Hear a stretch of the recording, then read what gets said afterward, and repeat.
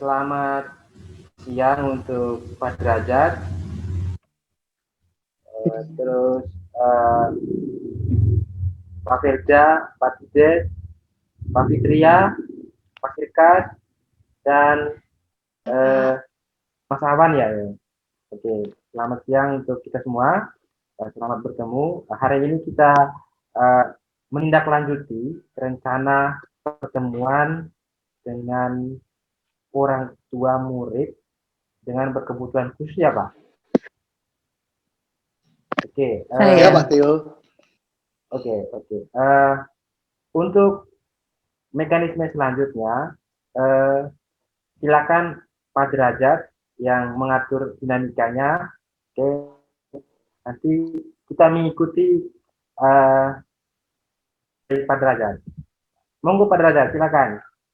Baik, terima kasih Pak Tio. Bismillahirrahmanirrahim. Assalamualaikum warahmatullahi wabarakatuh. Yang saya hormati, Mamanya Tides, Bu Fitria, Pak Erkas, kemudian Mas Bima, Mbak Felda, ya. Sebelumnya saya kenalkan dulu, Pak Tio ini adalah dosen sosiologi UNS.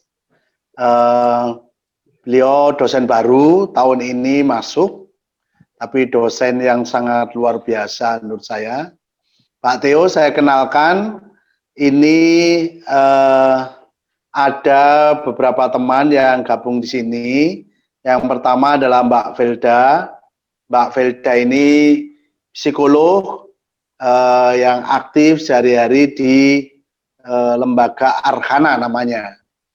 Biasanya hadirnya dengan Mbak Ayu yang nangani klinisnya, tapi ini Mbak Ayu psikolog klinisnya lagi ke Tasikmalaya karena rumahnya suaminya kerjanya di Tasikmalaya. Jadi tinggal Mbak Felda. Kemudian ada Mas Erkas. Mas Erkas ini ketua dari Puspalenta, satu lembaga yang memang mendampingi teman-teman yang memiliki keluarga berkebutuhan khusus. Kemudian Mbak Fitria ini adalah guru pendamping kelas GPK ya. Mbak Fitria ini, Fitria Rahmawati ini aktif juga sehari-hari. Nah, kita nanti mencoba mendengarkan dari jadi gini, Bapak-bapak dan Ibu sekalian. Sopo sik sing kurang dikenal iki? Oh wes, Mas Bima. Mas Bima ini pengelola operatornya untuk kegiatan kita ini. Jadi Bapak Ibu sekalian, acara kita ini sebenarnya sedang merumuskan atau mencari strategi dalam rangka untuk membantu orang tua di dalam mendukung pembelajaran anak, gitu ya. Khususnya anak-anak yang berkebutuhan khusus. Nah, tentu di masa pandemik ini ada problem bagaimana memberikan pembelajaran. Kalau tidak pandemik kan bisa dibantu guru pendamping ya. Tapi kalau pandemik tidak. Nah, kita ingin mencoba untuk merumuskan gimana strateginya, termasuk juga nanti kalau sudah tidak ada pandemi, misalnya insya Allah Januari pembelajaran sudah dimulai, itu diharapkan ini bisa menjadi satu media gitu untuk orang tua, guru pendamping dan juga Pak Erkas sebagai pengelola lembaga baik Puspalenta maupun sekolah Al-Firdaus itu punya strategi untuk membantu orang tua itu. Nah, kami berpikir kemarin itu kami sudah melakukan pertemuan, itu kami berpikir bahwa ada satu forum yang forum itu lebih bersifat sebuah share pengalaman dan share problem untuk kemudian kita bisa cari jalan keluar bersama-sama dengan mengundang pakar-pakar yang diperlukan. Misalnya kalau perlu psikolog ya kita undang psikolog. Kalau perlu pakar pendidikan kita undang pakar pendidikan. Kalau perlu teman-teman teknik misalnya dalam rangka infrastruktur kita undangkan teman-teman itu. Tentu mereka yang khususnya berada di UNS ya, yang saya punya akses kepada beliau-beliaunya itu. Nah, kita ingin mencoba, nanti kita coba dengar dulu dari Mama Tides itu bagaimana Mas Tides ini kan punya prestasi yang Mas Tides ini punya prestasi Mbak Theo, nanti bisa diceritakan bagaimana proses belajar sehingga bisa berprestasi seperti itu. Apa sebenarnya? Nah, kalau memungkinkan apakah itu bisa di-share kepada teman-teman yang lain ya, itu bisa kita dengarkan. Kemudian nanti Bu Fitria apa pengalamannya dan Mas Erkas, terus kita coba rumuskan apa yang baik untuk kita lakukan bersama-sama. Harapannya apa yang kita rumuskan itu nanti bisa bisa dikembangkan lebih luas. Rencananya tahun depan kami akan mencoba mencari anggaran ke Dikti supaya apa yang kita lakukan itu bisa lebih luas bisa kita lakukan. Ngaten Bapak-bapak dan Ibu-ibu sekalian, monggo saya kembalikan ke Pak Theo atau langsung pada Bu Tides, Mama Tides, Bu Dwi ya. Gimana Pak Theo? Iya. Langsung atau ke Pak Theo dulu? Oke Pak, langsung aja Pak. Langsung. Langsung Monggo. aja Pak, langsung. Monggo Ibu, silakan. Saya ya Pak ya. Ya. Assalamualaikum warahmatullahi wabarakatuh. Waalaikumsalam. Perkenalkan saya bundanya Tides, anak saya kelas 6 di SD Al-Firdaus. Untuk pembelajaran di pandemi ini, saya itu fokus ke Tides itu setiap hari harus diperhatikan benar-benar belajarnya, dalam arti kalau misalnya ada tugas dari sekolahan, saya itu suruh Tides itu ngecek, dan saya itu juga ngecek terus ke anaknya dan mendampingi dia juga, di duduk berhadapan dan harus selalu diutarakan, Tides, kamu tugasnya apa? Ayo kerjakan. Dan harus didampingi. Kalau tidak didampingi, Tides ini suka beralih kemana-mana. Misalnya dia tidak fokus. Dia misalnya mau jalan ke sana, jalan ke sini, itu saya suruh berhenti. Tides, kamu sebelum selesai mengerjakan ini, kamu nggak boleh kemana-mana. Jadi itu saya harus tetap mendampingin Tides kemana-mana. Dan jika dia sudah mengerjakan, saya tanyakan kepada Tides, itu sudah benar atau belum? Misalnya dia bilang, aku mau mengingatnya dulu Bunda, selalu dia berkata seperti itu. Aku kerjakan dulu dengan baik, dia berusaha dengan baik. Misalnya saya kurang paham dengan pelajaran itu, saya menyuruh Tides itu menghubungi guru pendampingnya, Fitri ya. Dan Tides itu nanti akan bertanya dengan gurunya, setelah dia paham, dia akan menulis dan mengerjakannya sendiri, dan dia setelah selesai, saya akan bertanya lagi dengan Tides. Itu saya ulang setiap kali, dan tidak cuma sekali, bisa berulang-ulang agar Tidesnya paham dan terus mengingat. Sekali dia sudah mengingat, dia akan mengingat terus pelajaran itu. Dan begitu juga kalau menghafal. Di situ tidak sekali saya ulang, jadi harus berulang-ulang kali sehingga dia benar-benar paham dengan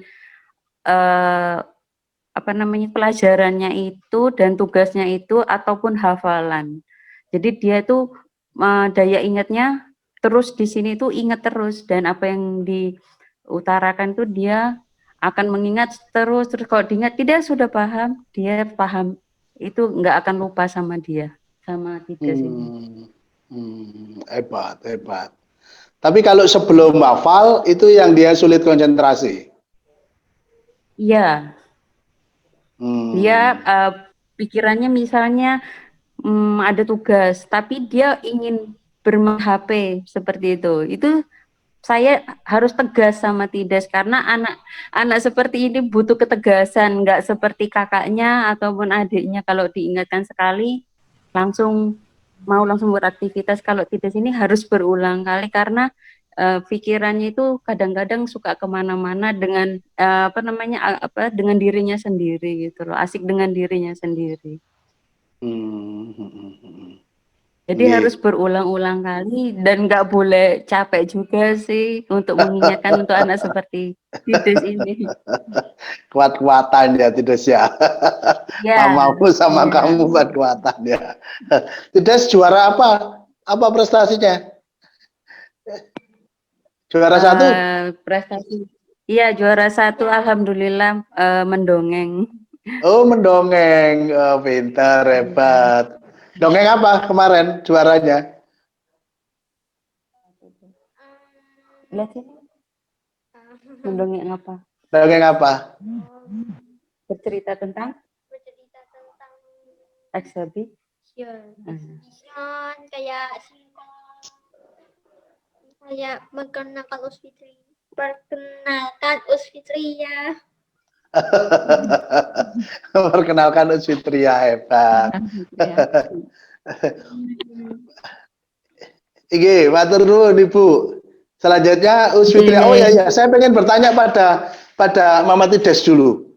Itu kan dulu kalau di kelas kan ada peranan dari Usfitria ya sebagai guru pendamping.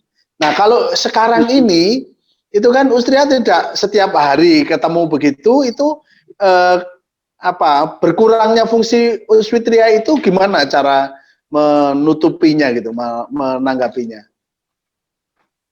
Kalau saya sih Usfitria pandemi gini kan nggak bisa home visit, jadi saya yang sungguh ekstra terhadap Tides, mendampingi Tides, mengingatannya seperti tadi yang saya ceritakan Mbak. Harus mendampingi Tides terus, kalau enggak dia tuh asik dengan dirinya sendiri. Nggih, nggih. Baik, terima kasih. Monggo Usfitria bisa nambahkan. Terima kasih. Sebenarnya selama pandemi corona ini ada home visit dalam seminggu itu sekitar 2 sampai 3 kali.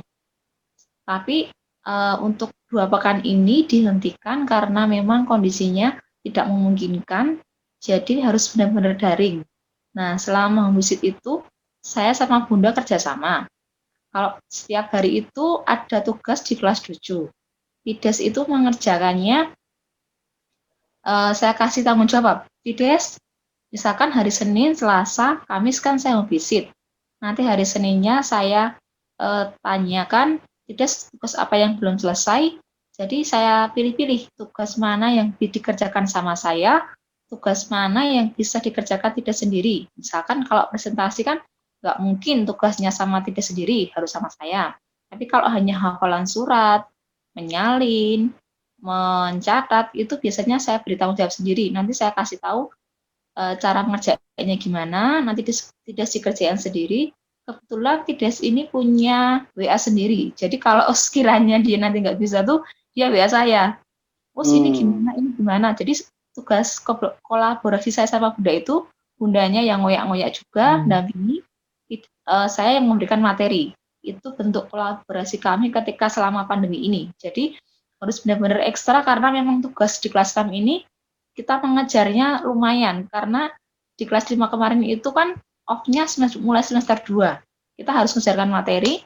Kelas 6 ini nanti udah mulai ujian, sedangkan kita pertemuannya seminggu cuma 3 kali. Jadi otomatis pembelajaran ini kurang maksimal, tapi alhamdulillah Tidesnya masih bisa melaksanakan tugasnya dengan baik. Jadi di tugas kelas 7 itu nanti setiap harinya ada. Gitu selama pembelajaran ini. Kalau daring ini selama 2 minggu ini nanti Tides kalau nggak tahu nanti WA saya kasih materinya, Tides kenalin sendiri, nanti ditunjukkan ke saya, sebelum dikirim ditunjukkan ke saya. Us ini gimana tugasnya gini, nanti kurang apa, saya tambahin. Jadi kalau sudah selesai nanti bisa dikirim di kelas 7. Gitu. Jadi Pak. Inggih. Terima kasih Bu Fitria. Bu Fitria selain dampingi Tides, dampingi ada yang lain atau hanya Tides saja? Saya dampingi sama Danim. Jadi kebetulan kalau saya yang visit itu 2 kali sampai 3 kali, saya sekalian. Karena kebetulan rumahnya searah. Oh gitu. Iya. Jadi agak menghemat waktu dan tenaga juga sekiranya ke sana jauh sekalian 1 hari 2 kali 2-3 jam durasinya sama. Kalau kita masuk ke rumah cuci tangan dulu, terus pakai facial kalau ada, nah terus nanti kita menjelaskan materinya, materi apa yang dibutuhkan tidak saya jelaskan. Kalau ada tugas dikerjakan, pokoknya intinya kalau ke anak ABK itu mana kekurangannya, mana kelebihannya kita gali. Kalau kelebihannya kita gali terus supaya dia, kalau misalkan dia punya kelebihan mendongeng, ya udah kita gali biar dia bisa mendongeng, murojaahnya hafalannya. Kalau sekiranya dia punya kelemahan, ya kita cari kelemahannya itu supaya bisa imbang, balance sama kelebihannya, supaya nggak begitu mencolok dengan yang lain. Misalkan Tides matematikanya kurang, jadi saya kasih materi matematika yang berkalian itu biar dihafal. Gitu. Jadi kita cari kelemahannya, kita cari kelebihannya, gitu Pak. Bu, biasanya kan dengan anak-anak kayak Tides ini, kalau di sekolah itu kan panjenengan bisa apakah ada sentuhan gitu ya, yang menunjukkan interaksi gitu supaya anak bisa berkonsentrasi. Karena kayak Tides ini kan tadi ibundanya Tides tadi kan memang Tides ini karakternya lebih suka dengan kesibukan dengan dirinya sendiri kan, daripada konsentrasi pada hal tertentu itu. Nah, kalau online itu kan agak sulit Bu diarahkan begitu. Apakah di dalam online itu peranan Ibunda Tides itu juga perlu atau bisa cukup panjenengan sama Tides saja? Nggak bisa Pak, harus tiga-tiganya. Jadi saya, Bunda sama Tides itu harus ngoyak-ngoyak Tides. Jadi ketika online, Bundanya itu ketika ada tugas online, Bunda selalu ingatkan Tides nanti Zoom. Jadi sehari itu kita ketemu sama gurunya melalui Zoom. Kalau pagi sekitar jam 9 atau jam 10 itu ketemu HRT, itu absen sudah sholat belum, nanti materinya apa, mengingatkan tugasnya, itu tugas di kelas 7. Jadi kelas 7 itu tugas untuk anak Al-Firdaus seperti kayak aplikasi Facebook gitu loh Pak. Jadi memang disediakan ruang untuk mengumpulkan tugas materinya apa. Nah dari situ dari jam 9 nanti jam 1 itu ada ketemu sama guru mapelnya. Misalkan guru mapel Islamic Studies atau bahasa Inggris atau guru apa lagi namanya art. Nah nanti setiap minggu itu pasti ketemu dengan HRT sama guru mapel. Jadi kalau di AFI itu ada guru HRT itu wali kelas, kalau guru mapel itu guru mata pelajaran khusus, begitu Pak. Kemudian itu panjenengan dampingi? Iya, saya online. Bisanya, ya saya kadang ikut Pak. Kalau misalnya pas saya pas visit, kan saya otomatis ikut itu di situ. Saya mendengarkan materinya apa aja, saya mengulangkan lagi materinya itu, terus dikerjakan gitu. Jadi ketika HRT itu menjelaskan materinya apa, misalkan materi matematika, kita jelas di situ nanti ada materinya matematika, misalkan berbentuk video YouTube atau PPT. Nah dari situ kita bisa buka dari kelas 7 itu, bisa dari aplikasi itu bisa secara Zoom kalau materi gitu Pak. Kalau yang guru mapel sama, jadi nanti setelah kita di-share, biasanya bisa dalam bentuk PPT atau video tadi YouTube. Setelah itu dikasih, habis itu nanti kalau pas Zoom itu nanti gurunya akan menjelaskan lagi. Jadi 3 kali. Tides itu kalau online itu Mas sebenarnya dia fokus Pak, karena Bundanya selalu mengingatkan Tides online hari ini Zoom. Dia kalau pas Zoom visit dia tuh selalu gini, aku Zoom nanti jam 1. Jadi ketika saya ke sana itu Tidesnya udah siap untuk Zoom. Kalau misalkan ada jadwal Zoom, pasti dia ingat Pak.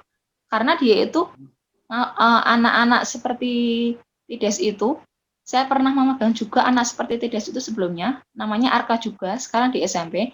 dia tuh suka banget yang namanya alat elektronik. Kebetulan Tides itu juga sama. Jadi kalau online itu dia benar-benar fokus lihat HP-nya. Tadi aku udah lihat ini Pak Us gini. Jadi kalau ada materi itu dia udah lihat dulu. Tapi memang harus diingatkan, Tides hari ini materinya gini. Nanti bundanya ngingetin juga. Kemudian apa namanya? Dari situ nanti dia atau malah dia kalau home visit itu tuh sama Zoom-nya tuh dia malah lebih fokus ke Zoom-nya. Aku tuh mau fokus ke ya, karena dia mau mendengarkan materinya. Dan dia, alhamdulillah sekali tidak tuh waktu Zoom itu dia aktif.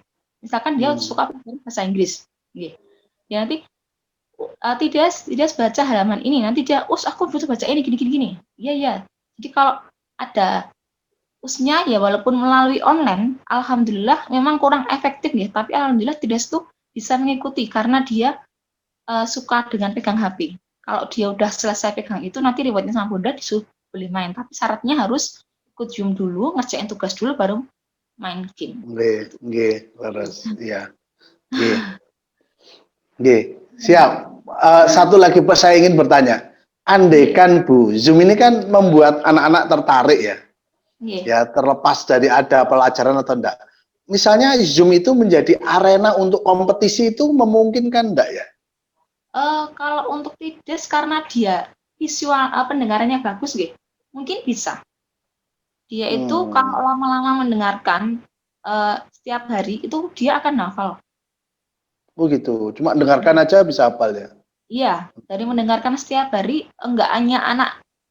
Menurut saya kalau enggak hanya anak seperti Tides saja, tapi semuanya kalau kita lama-lama, misalkan saya mendengar, saya aja kalau lama-lama mendengarkan murojaah itu lama-lama akan hafal sendiri. Apalagi Tides dengan tingkat audio yang pendengarannya sangat bagus, dia itu lebih bisa menyerap. Jadi ketika dia bisnis sama saya nerangin, Tides kerjain ini, misalkan ada tugas membuat poster.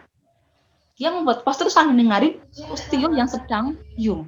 Jadi dia isinya juga fokus gambar sama fokus dengerin. Bisa ya? Tides bisa, nggih. Nggih, matur nuwun Bu Fitria. Monggo Mas Irkas bisa nambahi dari sisi perspektif lembaga. Monggo. Oke, terima kasih Pak Derajat.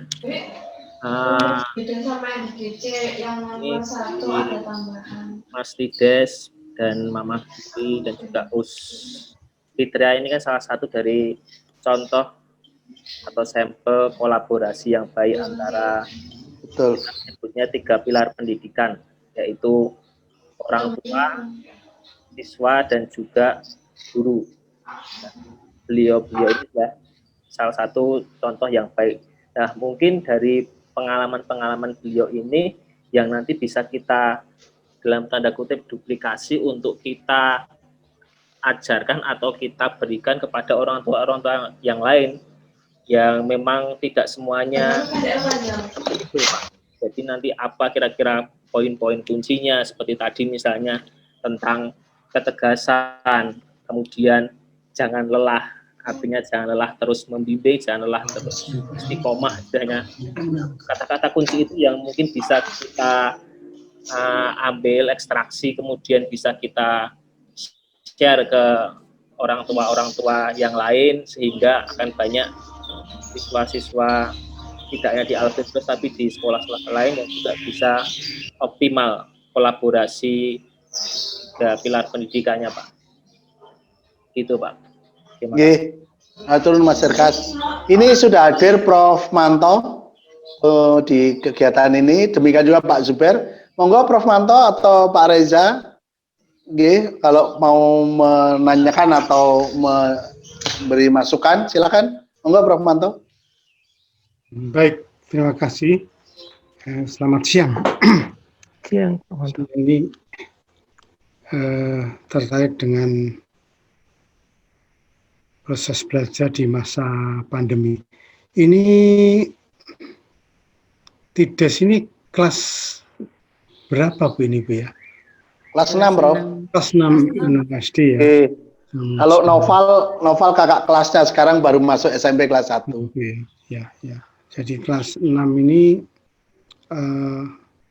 saya lihat dari cerita tadi sudah mulai ada respon dan kemandirian ya, tetapi memang didampingi oleh orang tua, ibu, dan juga didampingi juga oleh gurunya ya, Bu Fitria. Nah, Bu Fitria ini guru pendamping kelas. ya, Nanti guru pelajarannya ada sendiri. Oh, ada sendiri ya.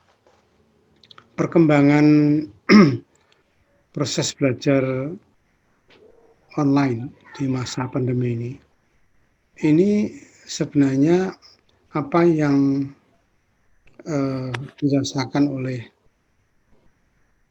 pendamping guru terutama dalam hal ini, apakah ada hambatan-hambatan dalam soal mengikat atau memfokuskan daya tarik murid pada mata pelajaran atau materi yang disampaikan lewat online tadi. Misalnya apakah juga ada gambaran yang berbeda antara misalnya mata pelajaran satu dengan mata pelajaran lain. Ini secara umum belajar khususnya pada Bu Fitria ya sebagai guru. Enggak, Bu Fitria. Oh iya.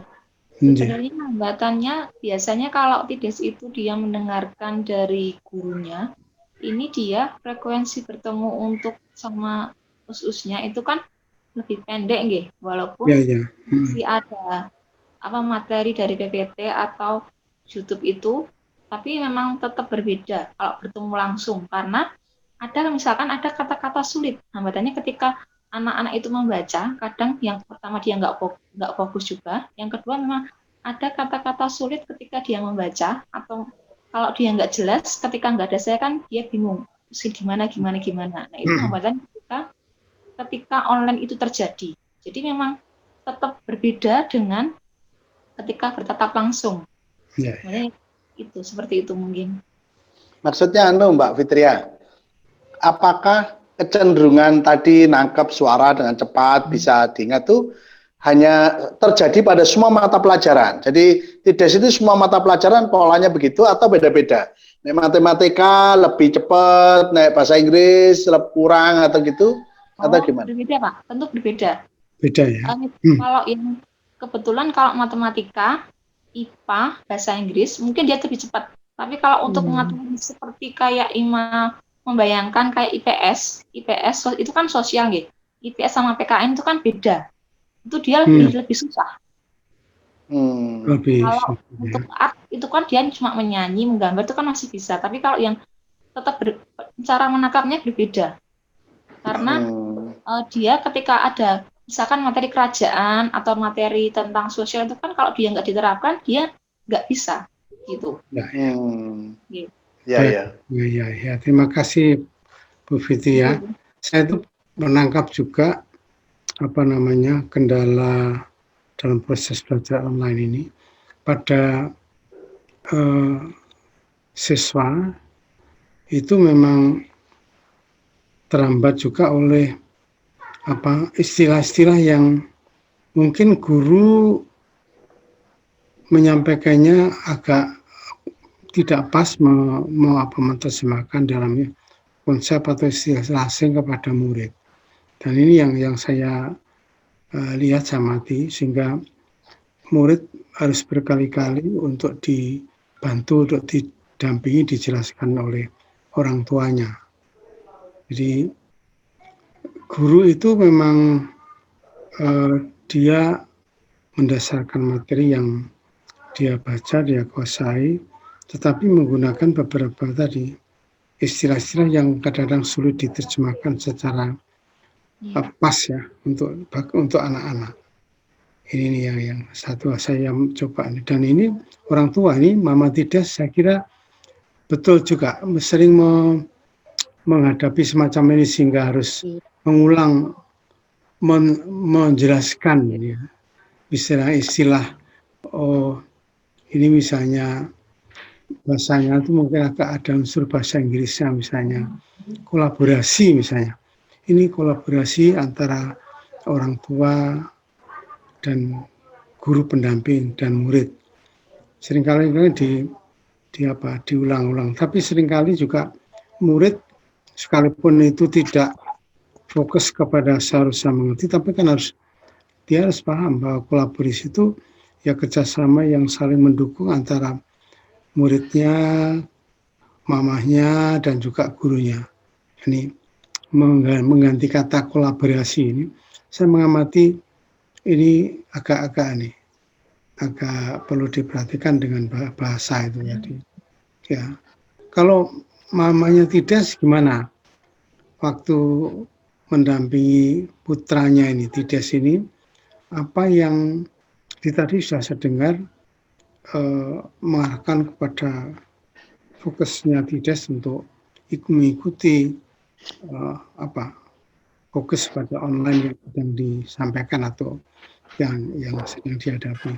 Hal lain apa yang dalam proses belajar mendampingi putranya ini yang kira-kira memang, karena ini orang tua terus-menerus mendampingi gitu loh. Apa yang kira-kira menjadi mungkin boring itu ya pasti, boring itu pasti karena terulang-ulang. Tapi ini sebuah situasi yang mewajibkan orang tua sehingga tidak harus boring, ya, tidak harus boring orang tua, yaitu dengan kewajiban dan juga tanggung jawab kasihnya kepada anaknya itu harus didukung. Gimana kira-kira Bu Mama Tides dalam mendampingi Tides ini dalam proses belajar online?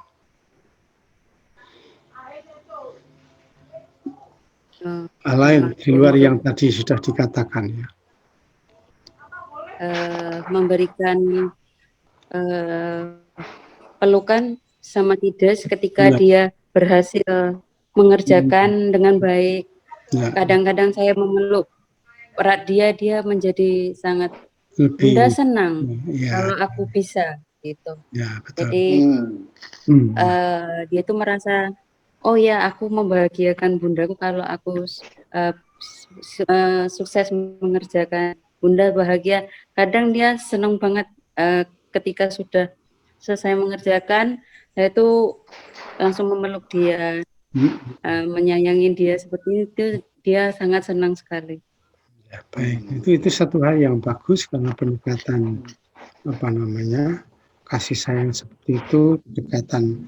Ya, ibu itu memang dalam segala situasi dia sangat dekat dengan semua anaknya dalam kondisi apapun, apalagi dalam kondisi baik ya, bisa mengikuti prestasinya atau pada saat mengerjakan itu benar atau mendapatkan prestasi pasti. Dan ini harus ditunjukkan, harus diungkapkan secara aktif ya. Ya betul tadi itu ungkapan secara aktif. Bukan berlebihan karena memang anak itu bagi orang lain mungkin orang dewasa berlebihan. Ini anak membutuhkan seperti itu. Pelukan itu memang bukan berlebihan. Ini sebuah wajib keharusan bagi orang tua. Itu ya. Itu baik. Tapi saya duga juga Mama Tides tidak mengungkapkan atau bersikap agak berang atau bagaimana mengungkapkan kata-kata ketika misalnya menghadapi proses ini penangkapannya agak lambat, bahkan mungkin tadi ada fokus pribadinya itu lebih besar gitu, sehingga membuat ibu ini perasaannya agak tergoda dalam artian tadi rasa agak sedikit berang ya, sebagai manusia. Bagaimana kira-kira itu Mas?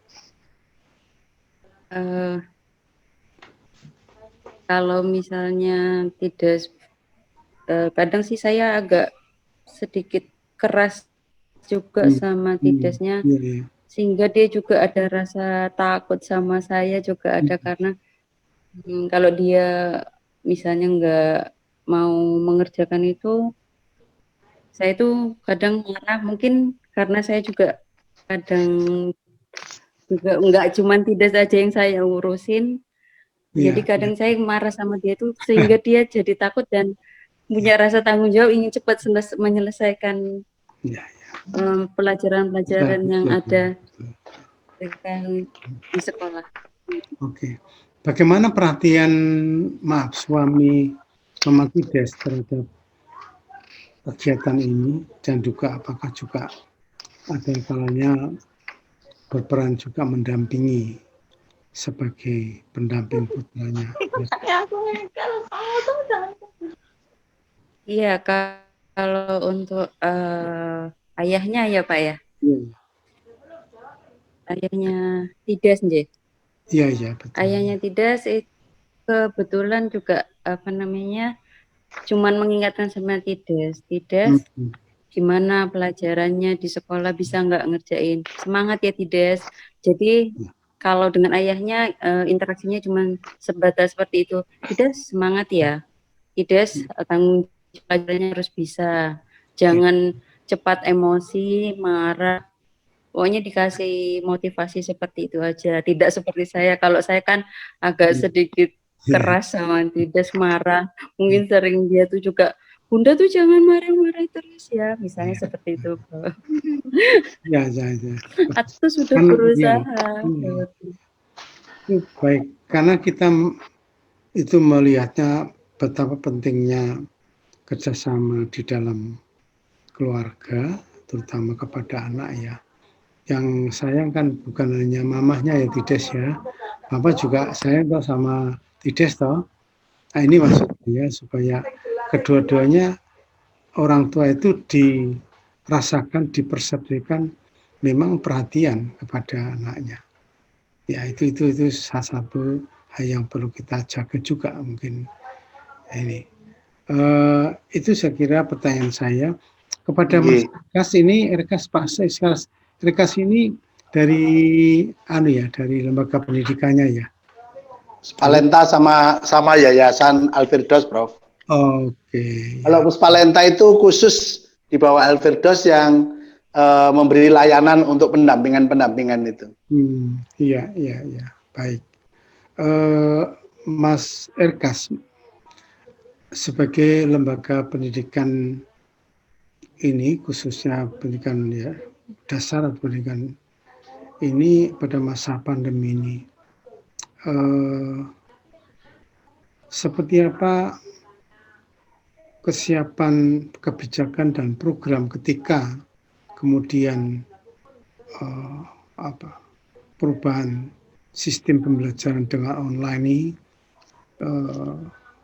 ya semua orang memang gagap ya pada saat ini.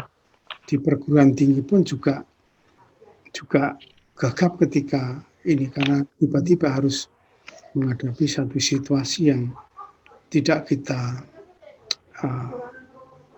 pikirkan, kita duga, walaupun memang di perguruan tinggi juga sudah ada sistem belajar jarak jauh ya, sudah ada. Cuman dengan penggunaan online ini kan sesuatu yang baru. Bagaimana Mas Erkas dengan lembaganya itu mensikapi ini dengan kebijakan dan program berbasis kepada kelangsungan pendidikan anak-anak yang menjadi tanggung jawabnya lembaga ini. Silakan Mas Erkas. Terima kasih Prof. Manto.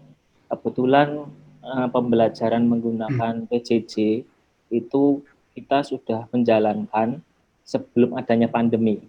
Jadi dengan adanya pandemi ini justru menjadi dalam tanda kutip sebuah anugerah bagi kami, karena akan mempercepat proses kami mensosialisasikan sistem pembelajaran jarak jauh. Awalnya mungkin guru-guru kami atau orang tua ada yang keberatan dengan pembelajaran jarak jauh, belum terbiasa dengan platform yang kita gunakan. Tapi begitu ada pandemi ini ya, akhirnya mau tidak mau kita harus belajar, dan akhirnya ini malah mempercepat proses kami untuk mensosialisasikan konsep pembelajaran jarak jauh yang ada di Alfirdaus, Prof. Jadi malah membantu dengan adanya kondisi yang seperti ini. Kemudian walaupun memang di awal-awal itu kami menerima beberapa masukan baik itu dari guru-guru kami, terkait infrastruktur, kemudian dari orang tua juga terkait harus mendampingi. Dulu biasanya kita pasrahkan putra-putri kepada guru, ini orang tua harus mendampingi, ada mengalami kesulitan, tidak tahu bagaimana cara mengajarkan ini, konsep ini, pelajaran ini. Nah, itu di awal-awal dulu kita juga menemui seperti itu. Namun memang perlahan-lahan kita perbanyak diskusi, kira-kira apa kendalanya, kita putuskan bersama, kita fokus pada solusi, dan akhirnya alhamdulillah sekarang sudah mulai stabil untuk proses pembelajaran jarak jauhnya. Oke, bagus, terima kasih karena sudah siap sebenarnya, walaupun akhirnya terjadi dengan online itu juga sebuah peristiwa yang sangat mengembirakan karena bisa mengembangkan sistem yang pernah dicoba ya sebelumnya ya. Dan dalam situasi pandemi ini hampir semua sistem pembelajaran baik di tingkat dasar, menengah maupun atas dan juga di perguruan tinggi sama menghadapi situasinya. Ini nanti menurut saya hasil dari apa yang telah dilakukan di lembaganya Mas Erkas ini bisa setelah dievaluasi ya, setelah ada evaluasi hasil atau positif, dampak positif negatifnya bisa bisa dirinci, bisa dirumuskan gitu. Setidaknya ini penting bagi lembaga pendidikan Mas Erkas sendiri, tapi kalau itu di-share kepada lembaga-lembaga pendidikan sejenis di tempat yang sama mungkin sangat membantu juga, bisa saling dibagi ya, saling berbagi di antara sesama lembaga-lembaga pendidikan itu. Ini menurut saya kedepannya makna dan manfaat implikasi yang dapat kita petik atau kembangkan untuk hari-hari yang kita akan lanjutkan. Dan nanti kalau misalnya pandemi selesai, apakah ini sistem belajar jarak jauh BJJ ini tetap akan dilanjutkan, Mas Erkas, umpamanya? Ya, kita akan lanjutkan dan akan kita ya hybrid lah, Prof, istilahnya dengan pembelajaran luring. Dan kami rasa kalau kita gabungkan antara daring dan luring akan lebih efektif lagi. Ya, bagus ya, betul, itu akan lebih bagus ya, saya kira ya itu. Baik, terima kasih Mas Erkas, Pak Derajat, terima kasih Mama Tides sama Ibu Fitri, ya terima kasih. Bu Tides, Mama Tides, saya ingin bertanya. Ini kan kita mencoba untuk mencari cara bagaimana ibu-ibu yang mendampingi anak-anak secara khusus di rumah ini dengan bertambahnya beban ya, karena guru GPK-nya kan nggak bisa setiap hari visit. Itu kalau misalnya kita membuat wadah atau pertemuan daring kayak begini ini, ya tidak sekedar 3 pilar, orang tua, kemudian anak dan guru, tapi ditambah plus misalnya dengan psikolog, dengan sosiolog, atau nanti diperlukan siapa lagi, itu apa yang diperlukan? Materi apa atau model bagaimana yang diperlukan gitu. Bayangan saya itu ibu menyampaikan problemnya, terus kami mencoba untuk memberi jalan keluar gitu. Kalau misalnya cukup dengan kata-kata dan nasihat, oke. Tapi kalau misalnya itu harus berupa peralatan atau apa gitu ya, misalnya harus membuat video yang modelnya seperti ini, itu kita buatkan gitu. Kalau menurut Ibu sendiri, kolaborasi ya, istilahnya Mas Erkas tadi, kolaborasi seperti ini, multipilar ini, itu apa yang bisa membantu Ibu gitu? Monggo Ibu. Yang bisa membantu saya itu ya seperti Bapak bilang tadi, itu misalnya ada alat-alatnya juga, itu dia buat anak itu juga semakin tambah senang dan fokus di pelajarannya itu Pak. Jadi kayak dari sekolahan ada tugas membuat video, itu dia untuk tidak senang sekali Pak. Ada kegiatan-kegiatan seperti itu. Misalnya art visual ya Pak ya, berarti itu ya. Iya, iya. Itu tidak senang. Terus kalau misalnya yang lain itu yang membantu lagi itu ketika tidak itu senang dengan pelajaran itu, misalnya pelajaran matematika ataupun bahasa Inggris, dia itu juga senang. Itu kalau kita ajak bicara bahasa Inggris, ada apa namanya, misalnya ada alat-alatnya, alat bantunya itu juga dia sangat senang dan tenang. Jadi apa yang anak itu membuat dia tenang, ya itu Pak, seperti alat alat bantunya itu dibutuhkan sekali untuk anak-anak seperti Tidas ini. Kalau misalnya apa namanya, diajak, kalau dia, silakan. gimana Pak? Diajak Monggo, gimana? silakan dilanjutkan.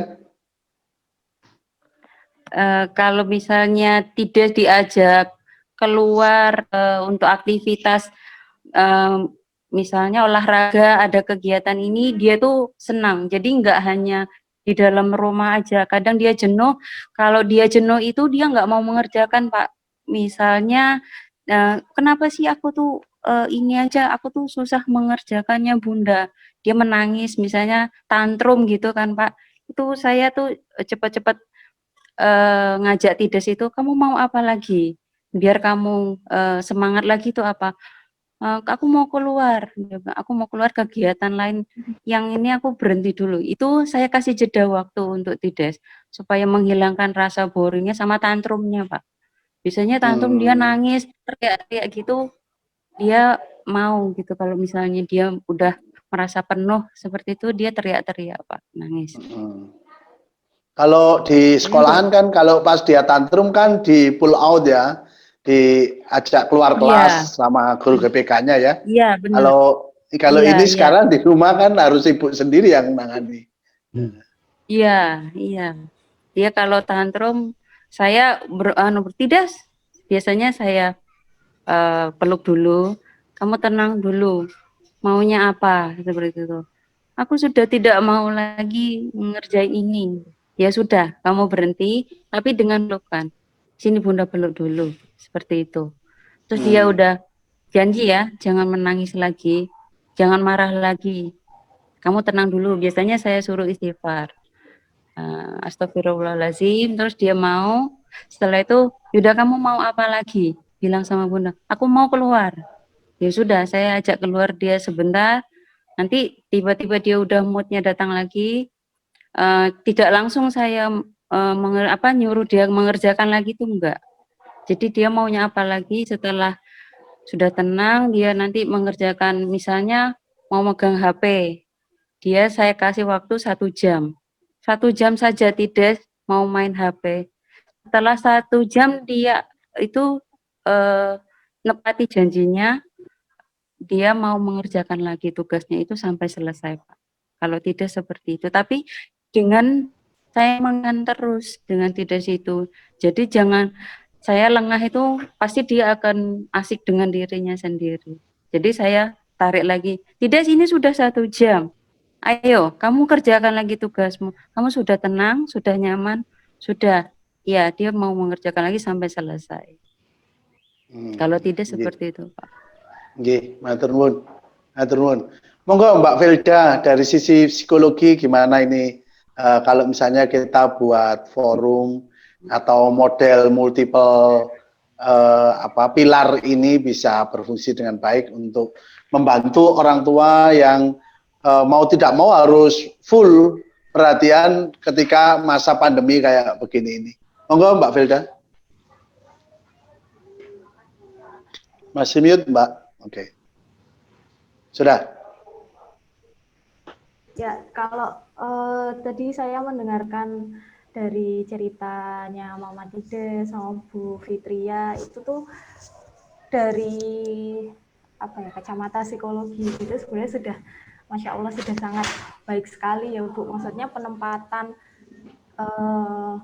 treatment atau penempatan cara belajar dari Tides sendiri ini tuh sudah cukup baik kayak gitu. Dan jadi ada kesinambungan dari antara guru pendampingnya Bu Fitria sama Mama Tidesnya seperti itu. Terus di sisi lain juga tadi juga sempat menceritakan juga ya Bu ya, kalau misalkan ketika Tides ini bisa mencapai suatu tugasnya dia atau menyelesaikan tugas dia, dikasih rewardnya dengan cara dipeluk atau tadi kayak semacam diberikan apa ya, rasa afeksi.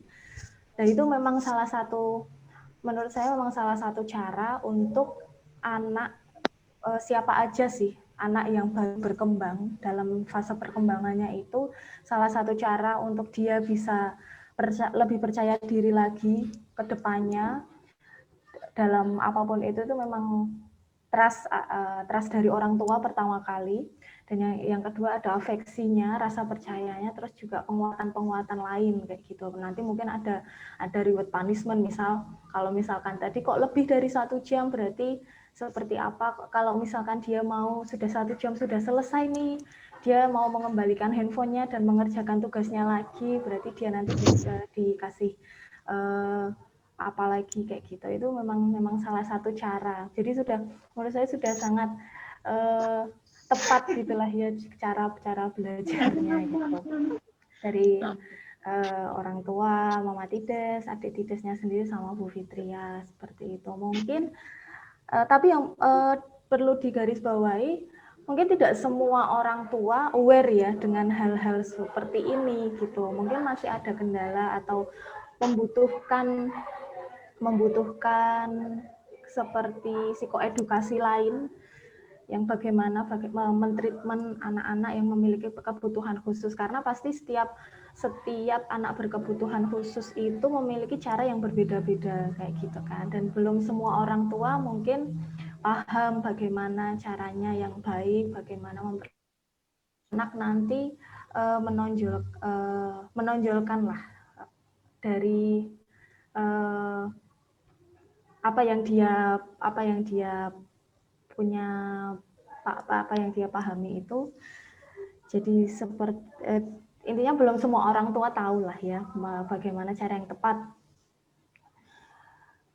untuk menggali kelebihan dari anak tersebut gitu. Mungkin salah satunya perlu psikoedukasi dari profesional ahli, nanti bisa dengan psikolog dari Arcana juga, misal Mbak Ayu bisa masuk, kita bikin Zoom seperti ini khusus untuk orang tua dan guru pendampingnya seperti itu, dan kita bisa sharing kurang lebihnya seperti ini, apa kendala-kendala dia seperti itu. Terus yang kedua juga memang salah satu caranya tadi sudah dilakukan oleh Bu Fitria, yaitu home visit ya Bu ya, walaupun tidak bisa setiap hari, tetapi masih bisa dikontrol. Kalau kurang lebih selama 1 minggu berapa kali Bu kalau boleh tahu tadi? 2-3 kali Bu. Tapi kemarin memang selama pandemi ini kendalanya tuh Tides itu karena dia tidak bertemu dengan teman-temannya nggih. Karena memang selama corona ini kan anak-anak kan memang jarang, nggak boleh keluar rumah. Kebetulan Tides itu protokol. Jadi kemarin tuh dia sempat gini sama saya, terus aku tuh bener-bener bosan di rumah, kapan sih sekolahnya. Dia sempat mengalami, oh dia tuh kangen banget ketemu sama teman-temannya gitu. Saya sampai kasih itu cara mengatasinya gimana gitu, biar dia tuh nggak merasa oh aku ini kok kapan sih corona berakhir, sampai dia tuh aku tuh benar-benar bosan. Itu 3 bulan sampai selama 2-3 bulan pandemi itu dia udah bilang kayak gitu. Jadi dia tuh mungkin benar-benar merasakan titik jenuh, kapan sih ini akan berakhir gitu. Itu mungkin secara psikolog anak dengan bisa. Itu mungkin kita semua aja juga bosen ya. Iya. Pengennya kan tatap muka secara langsung, kuliah, sekolah dan lain-lain secara langsung. Mungkin salah satu caranya selama ini sekolahnya ketika home visit itu ngajarin adik Tidesnya itu di ruangan juga Bu, atau di di ruang tamunya mamanya Tamunya, Tides. Oke. mungkin bisa diakali,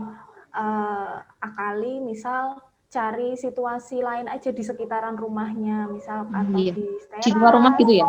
Iya, yang di luar rumah tapi pastikan tetap aman, masih dalam jangkauan, maksudnya nggak terlalu banyak orang, misal kayak di teras atau mungkin kalau misal ada spot tertentu yang bisa digunakan untuk belajar, itu bisa digunakan oleh Bu Fitria sama mungkin mamanya juga, ibunya juga, kayak gitu. Tadi kan Mama Tides juga sudah melakukan itu ya, ketika adik Tides ini bosen, dia sudah mulai jenuh, udah mulai tantrum, nah dia dibawa oleh keluarga. Itu udah, menurut saya udah tepat banget sih Bu, untuk menetralkan, maksudnya untuk supaya dia semangat lagi kayak gitu. Cari suasana yang baru, tidak melulu di ruangan kalau memang memungkinkan.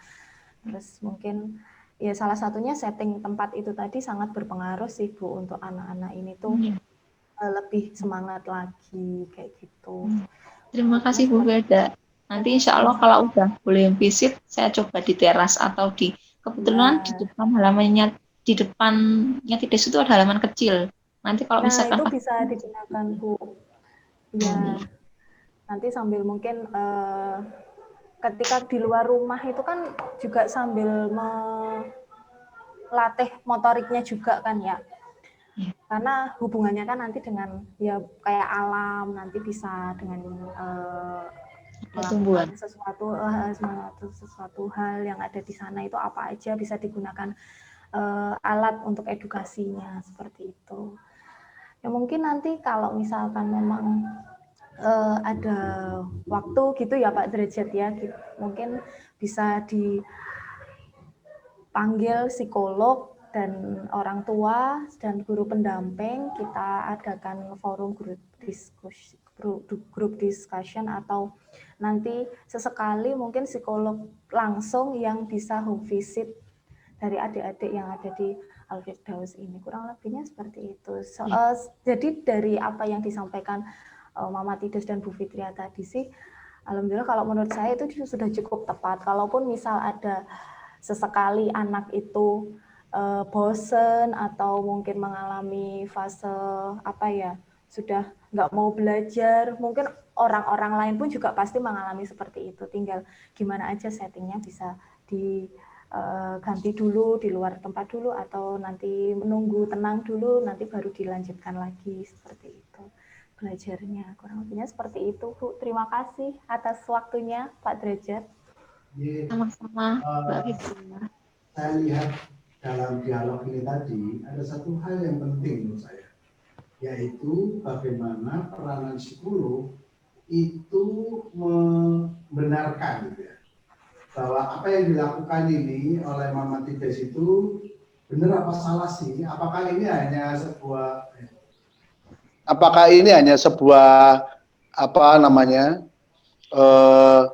sebuah reaksi seorang ibu, atau memang bagi ilmu psikologi, bagi ilmu sosiologi itu dibenarkan gitu. Itu memang yang harusnya benar gitu. Nah, ternyata tadi apa yang disampaikan Mbak Felda sebagai psikolog itu menjustifikasi, membenarkan apa yang dilakukan oleh Mama Tides. Betul itu Mama Tides. Kalau anaknya begini, maka diselesaikan dengan pelukan. Jadi ada interaksi fisik antara ibu dan anak, ternyata itu langkah yang betul secara sosiologis, secara psikologis ya. Dan juga betul bahwa anak itu kemudian harus dilakukan distraksi. Distraksi itu dirubah perhatiannya. Kalau yang semula di pelajaran, kemudian diajak jalan di sini, kemudian dikembalikan lagi. Nah, betul, kontrol waktu anak 1 jam itu betul. Nah, ini kan bisa memperkuat orang tua untuk meyakini bahwa apa yang dilakukan di rumah yang seolah-olah merupakan inisiatif mandiri itu ternyata berdasarkan standar-standar akademik itu betul, sehingga nanti bisa dilanjutkan dan meyakinkan gitu. Menurut saya pertemuan seperti ini salah satu fungsinya berarti adalah itu mendapatkan orang tua mendapatkan justifikasi untuk apa yang dia lakukan, mana yang benar, mana yang salah gitu ya. Salah tidak berarti bahwa kemudian itu kesalahan ibunya, tapi secara medis itu sebaiknya dirubah begini. Mungkin juga kita akan mengundang dokter dan sebagainya untuk mendapatkan konsultasi-konsultasi bersama seperti ini. Menurut saya bagus ini ya. Baik, selanjutnya silakan Mas Reza atau Pak Theo. Oh ya, terima kasih Pak Derajat.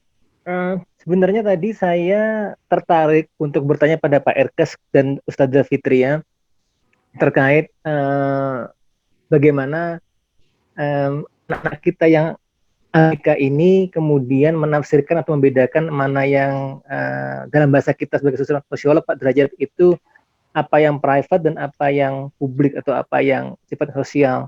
Karena ketika masa sebelum pandemi itu kan anak-anak kita ini bersekolah secara normal di sekolah, ketemu teman-teman, ketemu rekan-rekannya, ketemu lingkungan sekolahnya yang mereka senangi, mereka enjoy di sana. Lalu praktis terputus seketika karena ada corona, semua mutlak dengan Zoom atau Google Meet, yang mana dunia pendidikan mereka ini hanya terbatas pada 3 aspek, yaitu diri mereka sendiri, orang tua, dan juga guru. Yang dalam hal ini mungkin diwakili dan disimbolkan oleh Ustadzah Fitria.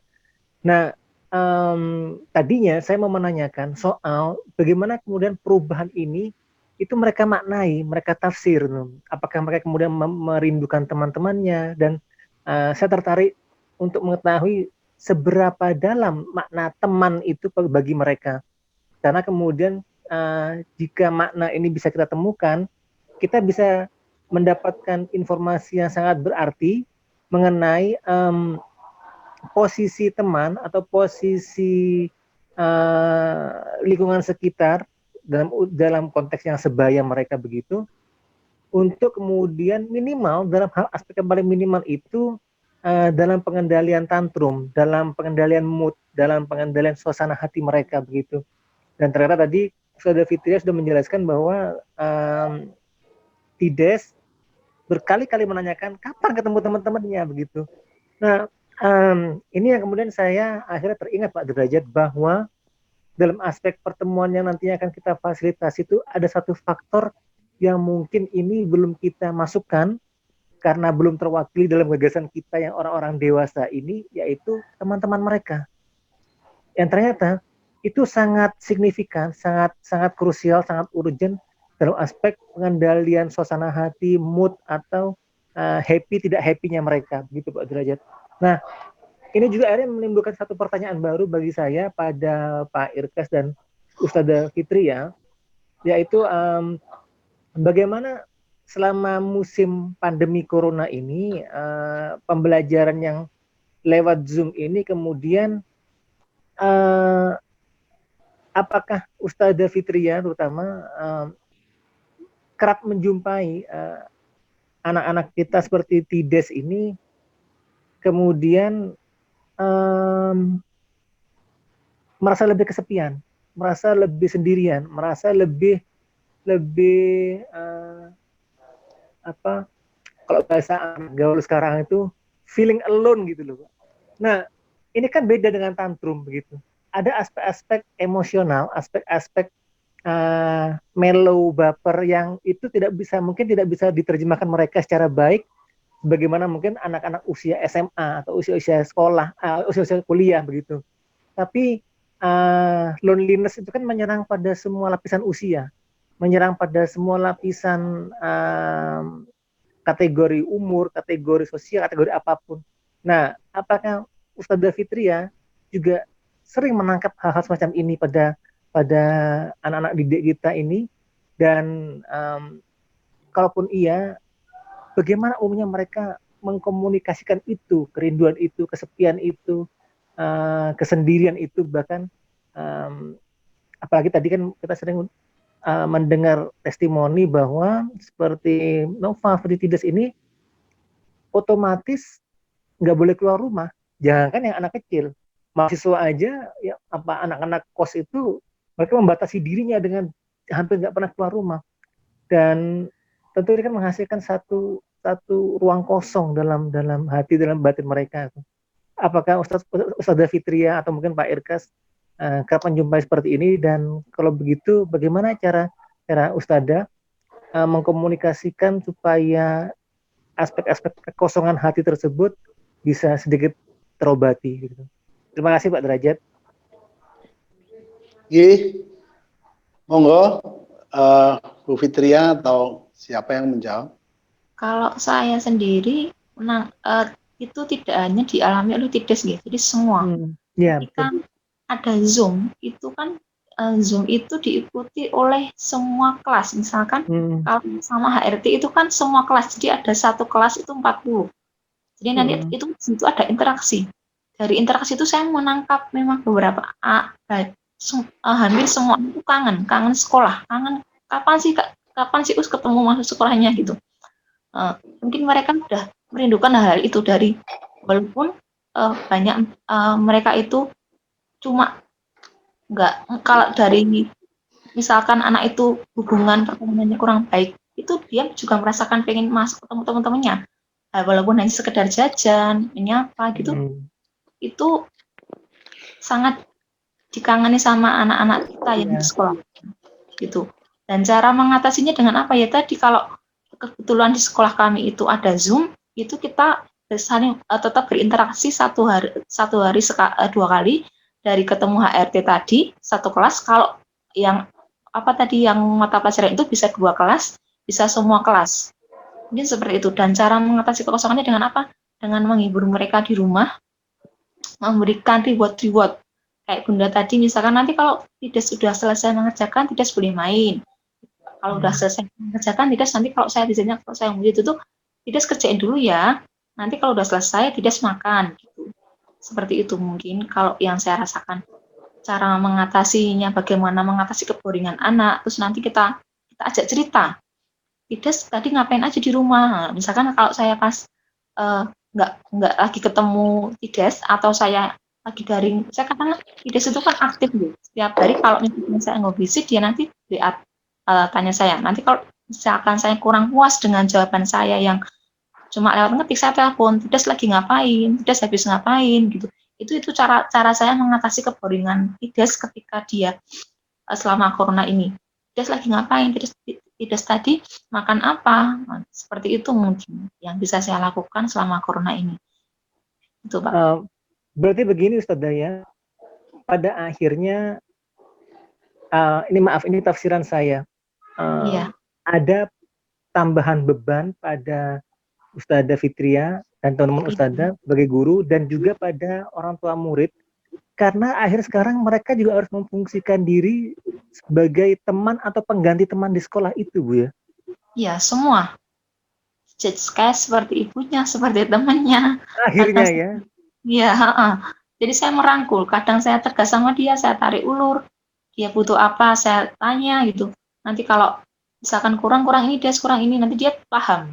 Alhamdulillah Tidesnya paham. Gitu. Nah, ini maaf pertanyaannya agak sensitif, Ustazah. Sebagai manusia biasa kita kan punya batasan ukuran lelah secara psikologis, secara mental gitu. Dan itu kenapa kalau di luar negeri itu para social worker itu atau social helper itu juga punya satu masa break dan juga counseling untuk mereka sendiri gitu loh, supaya mental mereka pulih dan ibaratnya baterai itu di-recharge kembali. Karena ada kalanya pasti manusia merasa capek, merasa kemudian aduh kok rasanya nggak kuat gitu. Nah, dengan kondisi normal saja, pekerjaan Ustazah Fitria dan rekan-rekan Ustazah itu jelas bukan pekerjaan yang mudah begitu, secara fisik dan mental.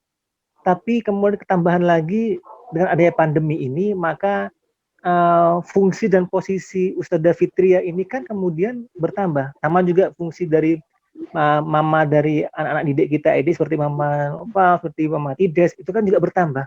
Nah, tapi sementara di sisi lain di Indonesia ini belum ada perhatian pada recharging atau pada penyelesaian atau pada aspek bantuan psikis, bantuan mental untuk orang-orang seperti Ustazah Fitria atau orang tua dari ABK. Nah, selama ini lalu bagaimana Ustazah Fitria menyiasatinya ketika dalam titik titik Jenuh. lemah secara psikis dan mental itu, Ustazah? Kalau saya sendiri kan kebetulan saya jujur ini mengalami agak titik. Ini mungkin saya karena udah mendampingi 2 tahun nggih. Iya, Beda dan karena itu saya kira manusiawi, betul. Iya, iya. Ketika saya kan mendampinginya 2 tahun ini. Saya pernah merasakan itu ketika saya udah benar-benar lelah, saya diajak istighfar. Terus ketika saya udah marah, sudah saya diemin aja dulu. Nanti baru saya pegang anaknya. Jadi ketika saya benar-benar titik jenuh atau diam tuh saya diem dulu, istighfar dulu, la haula wala quwata illa billah, terus baru nanti saya pegang anaknya. Mungkin seperti itu sambil saya doa. Karena setiap saya ketemu Tides itu saya murojaah surat. Jadi itu mungkin bisa menyiasati saya ketika saya itu mengontrol emosi saya.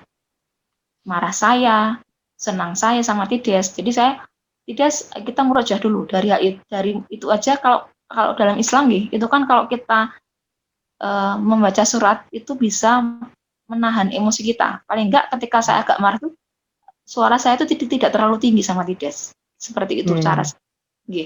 Karena memang mungkin dari sisi sekolah kalau saya mendampingi anak 1 tahun sama 2 tahun itu tetap beda. Titik jenuhnya mengapa kok kemudian kita harus ganti anak itu mungkin dari sisi sekolah karena ada titik jenuhnya. Jadi harus ganti anak. Seperti itu, Pak. Oke. Dan saya kira sementara itu Pak Derajat, terima kasih banyak. Ini waktunya juga sudah melebihi jam 12. Kemarin kita janjian jam 12. Monggo saya kembalikan ke Pak Theo, mungkin ada Pak Zubair atau Pak Theo. Monggo saya kembalikan ke Pak Theo sebagai moderator. Oke Pak Derajat, terima kasih untuk dinamika yang terjadi ini dan saya kira banyak hal yang sangat berharga yang ya saya pribadi saya bisa belajar itu. Saya sendiri bisa membayangkan betapa luar biasanya ya perjuangan dari para guru, lalu para orang tua murid dan anak itu sendiri. Itu.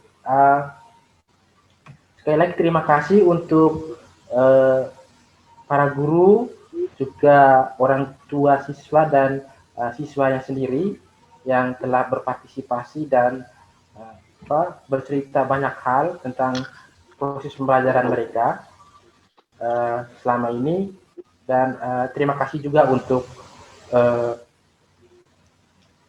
Prof. Manto yang sudah bersedia hadir, juga Pak Juber, Mas Reza, juga Pak Irkas, Mas Bima, dan semua kita yang sudah. Mbak Felda belum, Mbak Felda. Mbak Felda ya, Mbak Felda, lalu Ustazah Fitria, ya, kalau mamanya Tides ya. Terima kasih untuk semuanya, dan semoga kita bisa melanjutkan forum ini ke depan, forum yang selalu berlanjut untuk kita selalu berbagi cerita tentang hal-hal yang berkaitan dengan pendidikan, perkembangan anak yang sangat membutuhkan perhatian kita. Jadi saya kira itu dulu Pak Derajat. Terima kasih untuk kita semua pada hari ini. Selanjutnya saya kembalikan ke Pak Derajat, mungkin ada kata penutup. Silakan Pak. Terima kasih Pak Theo. Saya pikir kata penutupnya dari Pak Theo tadi. Baik, kita akan tindak lanjuti pertemuan ini, satu forum yang kita mungkin bisa sebut multi pilar ya, karena konsep dasar di Al-Firdaus kan 3 pilar. Tapi kita menambah pilar ini, ada psikolog, ada sosiolog, mungkin nanti ketika diperlukan hal-hal yang lain, kita akan bisa perluas. Apakah itu kita akan bentuk pertemuannya per satu orang tua, per satu anak siswa ya, atau bisa 2 atau 3, kita akan tindak lanjuti dalam diskusi, khususnya dengan Pak Irkas, Pak Adi ya, karena yang punya lembaga adalah Pak Irkas dan Pak Adi. Ini sangat positif menurut saya. Saya akan menindaklanjuti dengan Pak Irkas, Pak Adi, pertemuan-pertemuan seperti ini. Apakah 1 orang tua atau 2 orang tua? Menurut saya 1 orang tua efektif. Karena betul-betul kita bisa explore dari segala macam sisi ya, sehingga bisa waktunya juga lebih efektif untuk 1 jam atau 1,5 jam untuk satu orang tua itu. Kami akan tindak lanjuti, tindak lanjutnya nanti akan kami sampaikan selanjutnya. Terima kasih seluruh peserta, Prof. Manto, Mama Tidas, halo, belajar, sehat-sehat, ayo lomba lagi, juara lagi, lomba lagi, juara lagi. Tell me about your papa, Pak Firda, kemudian Mas Erkas, Mas Bima, Pak Reza, Usfitria, yang sabar ya Ustria ya. Murojaahnya ternyata membantu ya. Iya. Sama Pak Zubair dan Pak Tio. Matur nuwun, sampai ketemu lagi. Sukses insya Allah. Allah melindungi kita.